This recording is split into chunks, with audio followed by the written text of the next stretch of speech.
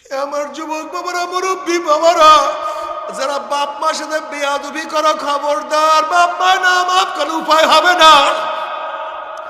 যারা বাপ মার সাথে বেয়াদবি করছো, আজকে রাত্রে গিয়ে তাদের পাও জড়াইয়া ধরবা, তাদের পাও জড়াইয়া কান্না কেটে করবা, মা ও আমার বাবা, যতক্ষণে মাফ না করবেন পাও ছাড়বো না। ওয়াদা করলাম আর কোনোদিন বেয়াদবি করবো না। আল্লাহ তুমি মাফ করিয়া দিও। যাদের বাপ মা মারা গেছে কবরের কিনারে গিয়া বারবার জিয়ারত করো, বেশি বেশি দান সদকা করতে থাকো।